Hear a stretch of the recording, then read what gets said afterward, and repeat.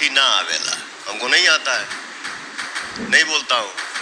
मुझे लगता है 48 घंटे अगर उनको दिए जाए और उनको कहे कि ये मुंबई मुझे साफ करके दे दो, ये कोई रहेंगे नहीं यहाँ पे।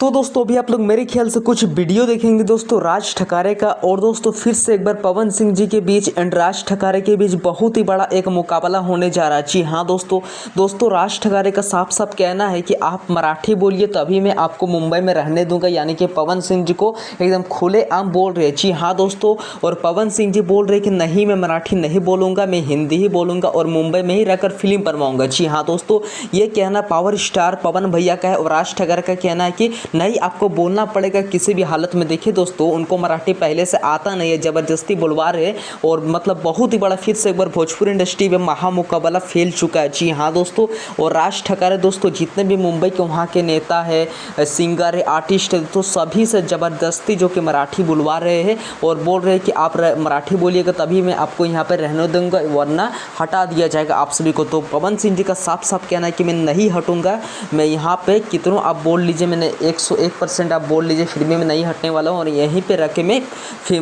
मुंबई में फिल्म रख के फिल्म बनवाऊंगा। ये पावर स्टार पवन सिंह का साफ साफ दावा है। जी हाँ दोस्तों, यानी कि कहना है। और आप सभी का क्या ओपिनियन है, क्या रहा है कि सच में पावर स्टार पवन सिंह जी बोलेंगे या नहीं? प्लीज़ हमें अपना ओपिनियन ज़रूर एक शेयर कर दीजिएगा। और दोस्तों देखा जाए तो राज ठकारे का साफ साफ ये बात गलत है, रॉन्ग वर्ड है। और आप सभी का क्या ओपिनियन है, क्या रहा है, प्लीज़ मुझे ज़रूर कॉमेंट कर दीजिएगा। Thank you.